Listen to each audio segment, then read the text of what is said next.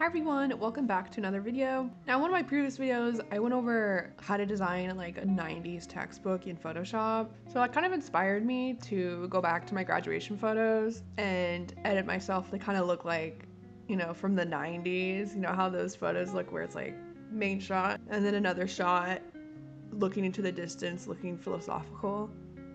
Of course, with strobe lights, but maybe there won't be much of a difference considering a lot of the trends are coming back. Anyway, let's get started on the video. I'm going to be using Photoshop and Gen AI to recreate this 90s yearbook look. Alright, I'm in Photoshop. This is the first photo I'm going to use, and this is the second photo I'm going to use in case anything goes crazy. So the first thing that I'm going to do is expand my photo using generative expand because my elbow is kind of cut off right there. So now it finished generating. I'm just going to merge these two layers and select subject. Now my subject has been selected, which is me, but now I want to inverse my selection. That way I can take out that background or generate a new one. So I'm going to type in my prompt and hit generate. So some few options have been generated. I'm just going to experiment some more. I've settled on this background. It looks pretty 90s-esque to me with the random neon lights. So now I'm just going to edit my hair. I'm using the lasso tool to go around and outline my hair. Now this is a little finicky, it's a little sensitive, so it's going to take a few tries to get whatever you're looking for. So after a few tries, I think I finally found one that is good enough, and I think I'm going to settle with this one right here. Now the next thing that I'm going to do is make my outfit more 90s, so I'm just going to select the bottom half of my portrait and type in a prompt and see what it gives me. So here are some of the options I was given. I think I really like this last one. I'm gonna hold on to it for now. One thing that you can do is generate similar variations of one that you really prefer by clicking those three dots in the corner and just hitting generate similar. So now I was given a few more options, and I'm going to choose the one that looks most natural, which I think is this one right here. So now I'm just going to try to generate more 90s makeup. I'm just going to select the part of the face that I want, because otherwise if I select the whole face it would probably mess up my whole face.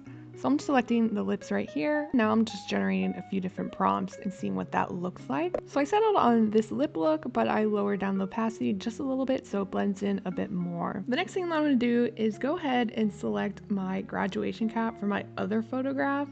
That way I can have a little bit more consistency, and I'm just using what I have to make things a little bit more easier for me. So here I've copied and pasted that in on a different photograph of just that 90s edit. Now I'm just going to use the lasso tool again to select my lower half to generate a graduation gown. I'm going to look through them and see which one looks best to me, and I think it's that one, but now I'm just going to go in with my lasso tool and remove that little part. First I'm just going to merge down my layers and remove that little part out. Now I'm just going to select my photograph and just copy and paste it into my main photograph.